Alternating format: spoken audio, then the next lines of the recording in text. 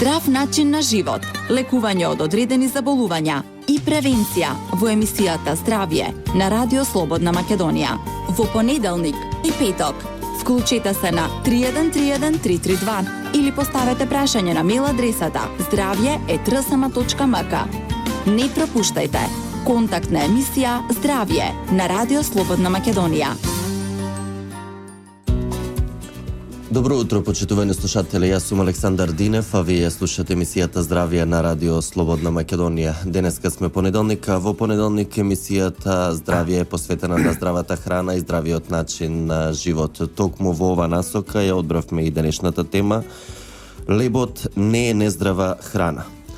Логично е да, доколку сакаме да ја подобриме исхраната, да почнеме од продуктот кој традиционално го користиме, но со воведот ќе одиме малку подосна и ова емисија со мене во студиото на Радио Слободна Македонија е доктор Александар Митов, магистар по здравствена екологија и влијанија на животната средина врз здравието. Доктор Митов, добре дојдовте во Здравје. Добро утро, добро ве најдов.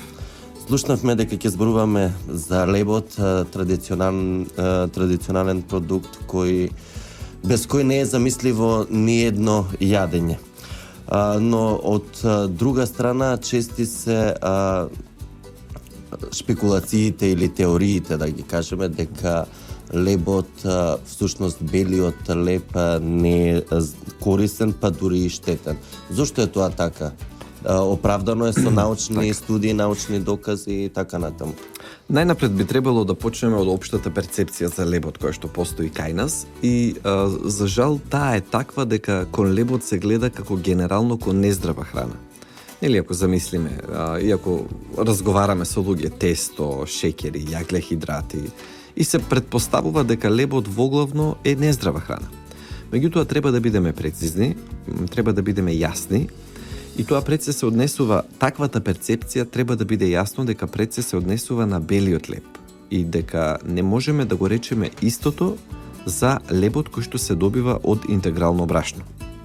Впрочем, не само што не е нездрава храна, лебот кој што е добиен од интегрално брашно, туку тоа е едно од најздравите храни кои што можеме да ги консумираме, бидејќи зрното во себе во својата целокупност носи многу корисни материи, ќе спомнуваме подоцна, кои што секојдневно му требаат на нашиот организам и може да биде извор на многу хранливи продукти. Така да здравиот леб дефинитивно е здрава храна, меѓутоа нагласувам здравиот леб. Сега зошто се смета дека белиот е некорисен? Да објасниме малку, да го нападнавме белиот леб, но сега да го објасниме и тие моменти. Белиот леб пред се треба, кога се размислува за тоа зошто би можел да биде некорисен или штетен, треба да се види процесот на производство, да се размисли како се произведува. И додека да дојдеме до таа бела боја, треба да ни биде јасно дека е исфрлено многу. Тоа е гревот. Гревот на белиот леб е дека луспата или обвивката, здравите елементи се всушност исфрлени. Тоа кое што останува, навидум е во ред, навидум се јаглехидрати, навидум е скроб, да речеме. Меѓутоа, носи во себе проблем доколку биде консумирано на таков начин. Прво, вадејќи ги обвивките, ние добиваме продукт кој што одеднаш добива висок гликемичен индекс. Сега ќе го објаснам тоа. Висок гликемичен индекс значи дека постојат одредени храни кои што кога ќе бидат внесени во нашиот организам, рапидно го зголемуваат нивото на шеќер и потоа организмот како одговор рапидно го зголемува лачењето на инсулин. Тоа не е добро. Тој стрес, тие шокови кои што му се случуваат на организмот не се добри и секогаш се случуваат кога внесуваме храна со така наречен висок гликемичен индекс. Белиот леб е токму таква храна, можеби и број 1, што ја нарекуваат, и му прави на организмот така наречена луда железница. Ќе го качи шеќерот, по организмот ќе реагира бурно, па ќе падне шеќерот, па следен пат кога го консумираме. Тоа ли е тоа чувство кога обично после јадење, ако се прејадеме со леб и знаеме да чувствуваме некогаш мачнина? Мачнината е таа на тежина која што ја создава. Тоа е тој процес кој го создава всушност тоа се тие турбулентни процеси кои што ги предизвикува белиот леб кај нас кога го консумираме. кога има луспа, кога е интегрален, кога е со обвивката, тие материи кои што за жал ги фрламе ние нарекувајќи ги трици, тие материи всушност не дозволуваат шеќерот да биде толку брзо ослободен во дигестивниот систем и следствено на тоа не може да скокне во крвта. И организмот има време да се подготви и на природен начин да го обработи. Тоа е првиот негативен момент кој што е поврзан со белиот леп. Вториот, најдено е дека белиот леп влијае многу негативно на холестеролот. И тоа особено на покачување на така наречениот LDL или лошиот холестерол што го нарекуваме. Механизмот за тоа не е јасен, значи науката уште нема одредено зошто е тоа така, но е јасна корелацијата. И дури се смета дека ако човек има проблем со LDL, со високиот холестерол, наједноставен чекор, наједноставен начин е токму преминувањето од бел на интегрален леп. Во тој случај за во рок од недела до 2 ќе види како LDL почнува да паѓа.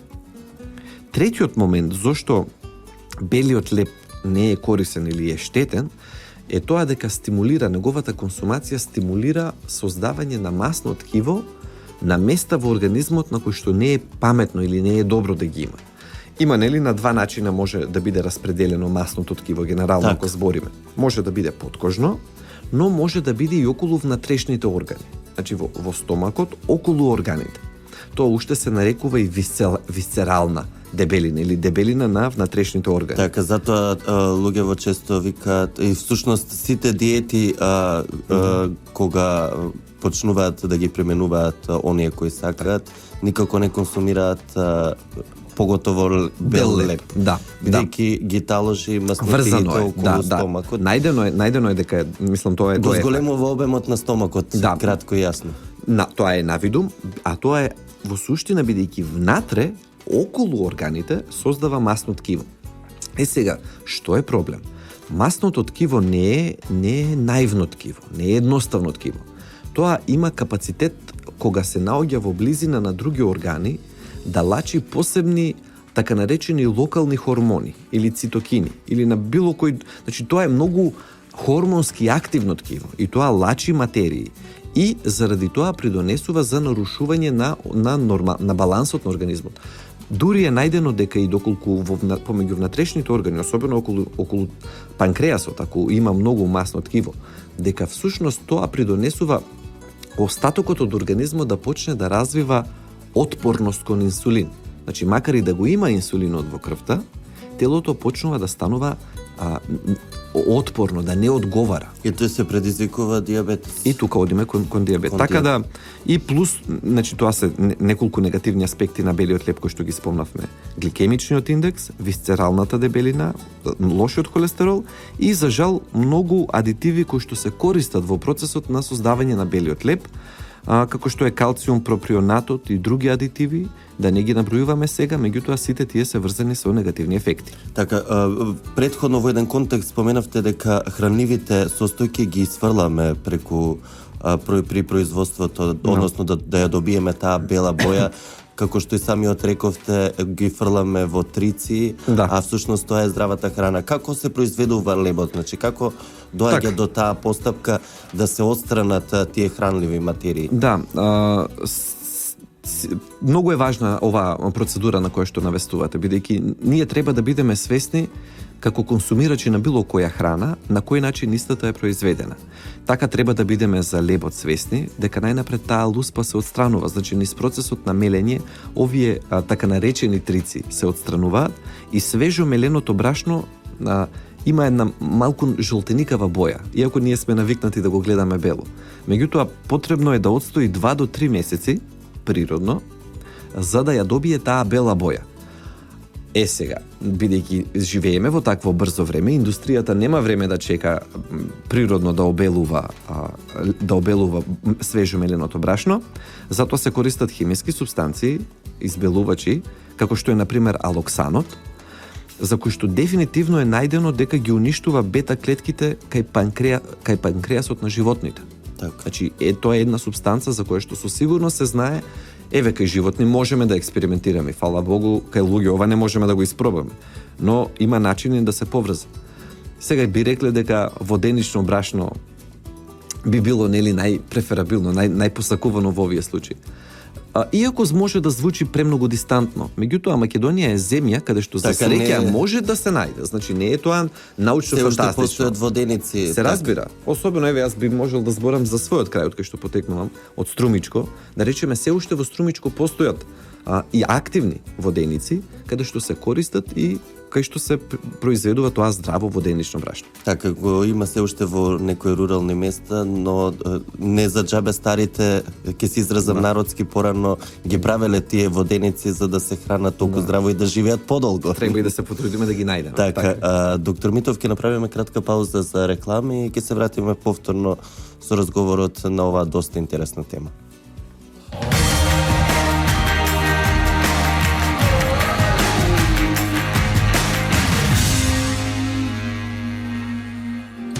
Здрав начин на живот, лекување од одредени заболувања и превенција во емисијата Здравје на Радио Слободна Македонија. Во понеделник и петок. Вклучете се на 3131 332 или поставете прашање на мејл адресата zdravje@rsma.mk. Не пропуштајте. Контактна емисија Здравје на Радио Слободна Македонија. Почитувани, јас сум Александар Динев, а вие слушате емисијата Здравје на Радио Слободна Македонија и овој понеделник со мене е доктор Александар Митов, магистар по здравствена екологија и влијание на животната средина врз здравјето. Со доктор Митов денеска зборуваме за лебот, дали е здрав или нездрав при користење во исхраната. Доктор Митов, во првиот дел од емисијата се осврнавме на белиот леб, објаснивме дека навистина хранливите состојки се изфрлаат од белиот леб за да се добие таа бела боја и всушност може повеќе да ни наштети отколку да ни помогне во подобрување на здравјето. Но кои се бенефитите од користењето на така наречениот интегрален леб, односно лебот со поинаква боја, потемна боја? Тоа е одма да се каже нели интегрален леб, дека е леб направен од интегрално зрно, од целосно зрно, значи од поможност од 100% зрно. На пазарот се наоѓа тоа кај нас, значи не е дека нема, не е дека промовираме нешто кое што не е присутно, но граѓаните треба да бидат особено внимателни кога наспроти така наречениот бел леб, ќе видат леб кој што е драстично со кафеава боја, бидејќи постои и тенденција на обојување на лебот. Значи и тоа го има, така да не ги положи ако е веднаш бојата потемна. Сведоци сме и во неколку наврати медиумите објавуваат дека лажно се обојува лебот. Тоа е уште поголем проблем, бидејќи човек е под илузија. На крајот на емисијата ќе се осврнеме на нова проблематика. Зборуваме сега за 100% интегралниот леб. Само да спомнеме што се отфрла со процесот на рафинирање, на добивање на белото брашно и мислам дека ќе стане многу јасно што е користа од користењето на интегралниот леб. 50% од калциумот се губи, 70% од фосфорот, 80% од железото, 98% од магнезиумот, во просек, значи зборуваме, околу 75% од манганот, половина па и повеќе од калциумот. Потоа се губи тиамин, рибофлавин, ниацин и околу 50% од пиридоксинот. Значи сите тие материи, се што е хранливо, се што е здраво, сите кои што се хранливи и кои што ние можеме и да се чудиме како да ги внесуваме, бидејќи некои од овие елементи се доста ретки и не се туку така лесни за да бидат внесени. Значи не се ни толку присутни во друга храна. Ја имаме таа среќа да јадеме многу леб и да бидат присутни во правилниот леб. И ја имаме таа среќа да можеме да ги внесуваме редовно, секојдневно. Од тука можеме да сватиме колкава би била промената за организмот, колкав, да речеме, шок кон подобро би било доколку почнеме да применуваме интегрален леб. И тоа е едната група, и втората група за која што би сакал да зборувам особено, тоа се растителните влакна. Така, зошто се толку важни растителните влакна? Сме ги споменувале, се сетите и во претходни емисии. Тоа е една од основните групи на храна, кои што се неопходни за здравјето. Нели, има витамини, има минерали, има протеини, јаглехидрати, основните групи зборуваме. Так. Една од основните групи се и растителните влакна. И многу пати, многу често кај многу луѓе тие недостасуваат или се дефицитарни, имаме недостаток од нив. Ако некој се запраша дали и јас сум помеѓу тие луѓе кои што имаат проблем, Одговорот на прашањето е идентичен со тоа дали тој човек има констипација или запек. Доколку човек има проблем со констипација или со запек, многу често најчестата причина, најверојатно е дека не внесува доволно растителни влакна секој ден преку исхраната. И обратното е точно, доколку внесува доволно растителни влакна, тогаш речиси е сигурно дека нема да има проблем со запек и со констипација. Растителните влакна се делат во две групи, накратко да појасниме. Има растворливи и нерастворливи. Растворливите, добро е тоа што кога ќе дојдат во контакт со вода, тие преминуваат во така наречена гел фаза. Стануваат како гел и како се движат низ дигестивниот тракт, таа гел материја која што ја создаваат лепи токсини на себе, ги собира токсините и го собира вишок холестеролот. И затоа придонесуваат да паѓа холестеролот во крвта, бидејќи тој воспротивно би циркулирал во дигестивниот систем. Го фаќаат и го изнесуваат надвор. И втората група, така наречените нерастворливи, тие се тие кои што би требале да го дадат волуменот на фецесот, на фекалната маса. И доколку ги има доволно, тие се доста корисни и за самите бактерии корисни кои што ги имаме во нашиот дигестивен систем и ја стимулираат брзото движење. Брзото движење на храната низ цревата. Значи, сосема накратко, еве вака, бидејќи немаме уште многу време, да ги кажам корисните аспекти за растителните влакна. Прво, го нормализираат движењето на цревата. Второ, ги задржуваат цревата да бидат здрави. Трето, го намалуваат холестеролот, бидејќи, како што рековме, по тој механизам го фаќаат, го изнесуваат. Четврто, помагаат во контрола на нивото на шеќер во крвта. Петто, придонесуваат за нормална тежина, за здрава телесна тежина. Понатаму важни се, најдени се многу научни студии за кои што овој пат ќе немаме време да влегуваме во детали, но за здраво срце, како превенција од мозочен удар, за здрава кожа, кај дивертикулоза, тоа е проблем во дебелото црево, кај проблем со така наречен irritable bowel syndrome, значи кај немирни црева и кај хемороиди. Значи, листата е многу долга и многу можеме да си направиме на себе си добро, само ако преминеме од бел леп на интегрален. Значи, дефинитивно, според ова се што го споменавте и го тврдите дека интегралниот леп може да го подобри здравието, меѓутоа на сосема на крај едно блиц прашање. Како граѓаните, односно нашите слушатели, да бидат сигурни дека јадат, односно купуваат интегрален леп, а при тоа да не се измамени од страна на одредени производители, или најдобро е сами да си го произведуваат овој интегрален леп во домашни услови? Една можност е тоа. Може секој да произведува сам, бидејќи интегралното брашно се продава, тоа е лесно достапно и може тогаш во тој случај да ги исфрлат сите тие адитиви кои што би можеле да бидат присутни. Значи, тоа е првиот момент и едната можност. Ризикот, за жал, секогаш ќе постои од измама. Не само во Македонија, општо во светот зборуваме. Но вториот момент кој што можат е кога ќе се пресече лебот, интегралниот леп ја има таа структура, се гледа дека има парченца низ него, не е хомоген, значи дека не е таа вештачка творба. Да, не е така да речеме еднолик како што е белиот, само што е темен ако е обоен. Меѓутоа кај него се приметуваат тие парченца, триците, значи се гледа дека има една побогата структура која ќе се пресече, која ќе се види средината на лебот. Така се надеваме дека нашите слушатели ќе внимаваат при купувањето и секако здравје, така. При изборот на леп да преминат подобро на интегрален за подобро здравје. Ви благодарам за овие споделени информации и совети во денешното издание на Здравје. Ви благодарам и вам. Почитувани, тука и крајот на денешното издание на емисијата Здравје во продукција на Трговско радиодифузно друштво Радио Слободна Македонија. Уредник и водител на емисијата Александар Динев. Техничка реализација Далибор Зафировски и Дине Вучков. Денеска сме понеделник, 11 јануари 2016 година. Ви благодарам за вниманието со кое не следевте. Ви закажувам повторна средба со Здравје во петок во 9 часот и 5 минути. Од мене до слушање и пријатна работна недела. Здрав начин на живот, лекување од одредени заболувања и превенција во емисијата Здравје на Радио Слободна Македонија. Во понеделник и петок. Вклучете се на 3131 332 или поставете прашање на мејл адресата zdravje@rsma.mk. Не пропуштајте! Контактна емисија Здравје на Радио Слободна Македонија.